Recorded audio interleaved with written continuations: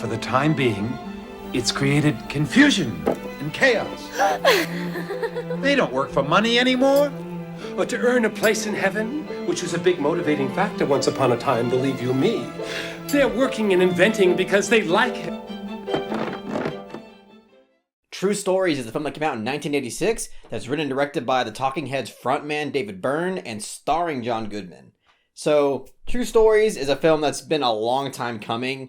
The Oncoming Storm requested this basically in the first month when I started doing the Criterion patron picks. But for some reason, it could just never win a patron poll. I mean, I put it in poll after poll after poll, and it just couldn't edge out the other films. But finally, now in 2023, it won a patron poll, and I finally watched it, and I'm now reviewing it, and I can finally say that I enjoyed it quite a bit. I'm not super in love with this movie, but I did enjoy my experience watching it, and perhaps if I was a bigger Talking Heads fan, I would have enjoyed it more and found more appreciation in it. That's not to say that I don't like the Talking Heads, because, I mean, I only know about 3 or 4 of their songs, and all of those songs I really love. But, you know, I say I'm not a Talking Heads fan really, because I never really have taken the time to dive into their discography and really listen to their music. I just only know them on a more surface level basis. But from what I know about the Talking Heads and what I have listened to from the Talking Heads, this film in general is very Talking Heads-esque. And that is one of the things that I did really enjoy about this film. But at the same time, it also serves as a bit of a negative, and I'll get to all that later, but let's stick to the positive.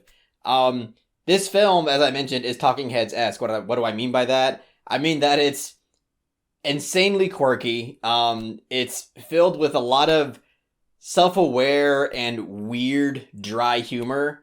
And that kind of humor really speaks to me, because it reminds me a lot of the humor that I would see on like late night Adult Swim.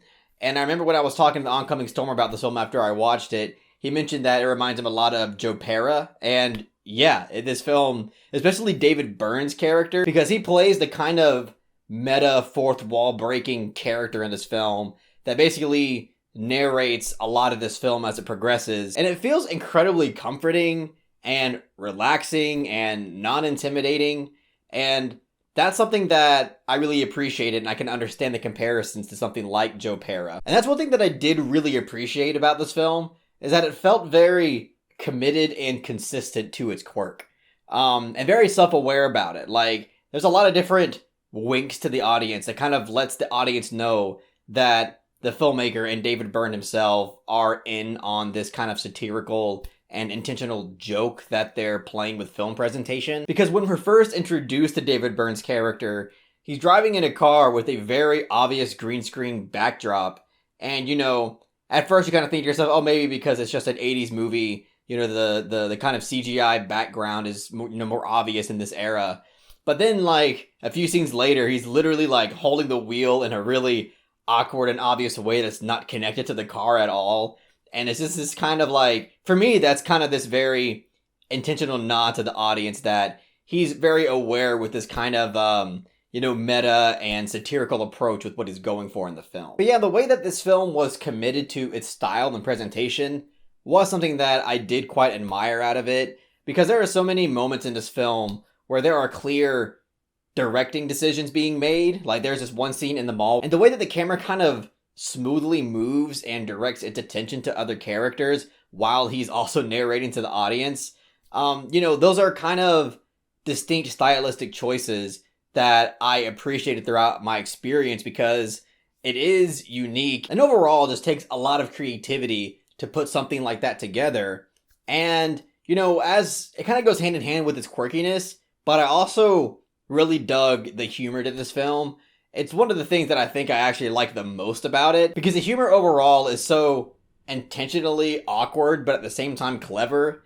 And that kind of humor just really speaks to me in a lot of ways. I mean, I'm pretty lenient when it comes to, you know, comedy and my sense of humor in general. I kind of represent a broad spectrum of comedy with my taste.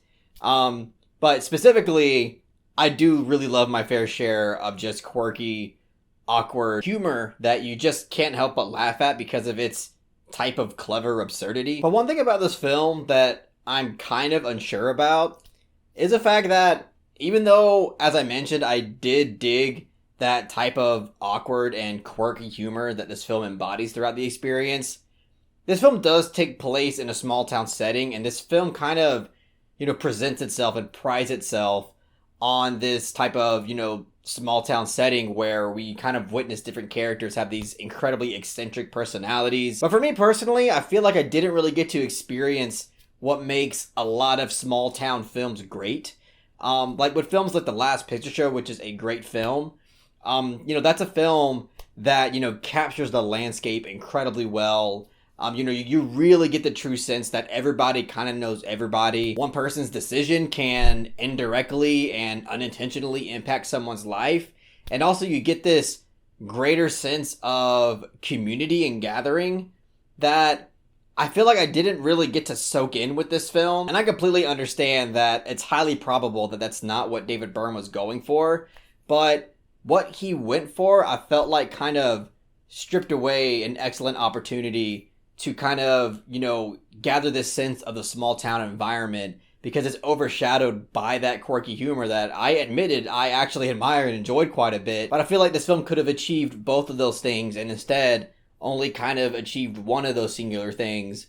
And on top of that, again, this film is a type of musical. I mean, it's not a full-on musical because at least half of the kind of breakout songs that we get in this film that are by the talking heads themselves are, feel more natural within the characters and the narrative, like kind of the beginning song we get in the bar, or the song that we get in the talent show.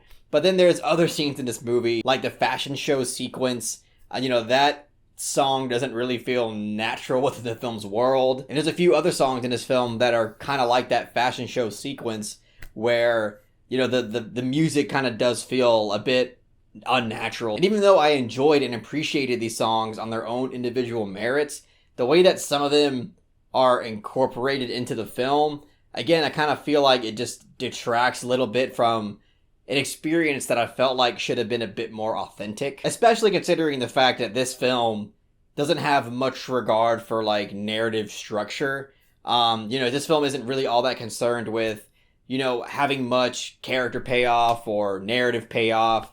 That's not its goal. I understand it was kind of going for a more slice of life approach, but I feel like if you're going for that, I think it's much better achieved if you give the audience, a more authentic feel. That's something that I feel like I didn't necessarily get with the film.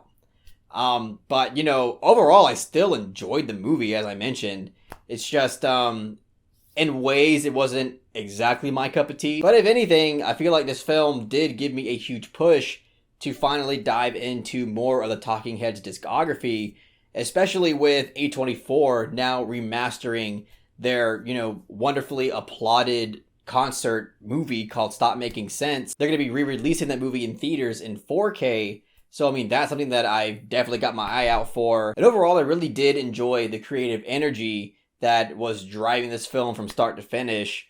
And, obviously, I found this movie quite funny throughout my experience. So I'm going to give True Stories a very strong 6 out of 10.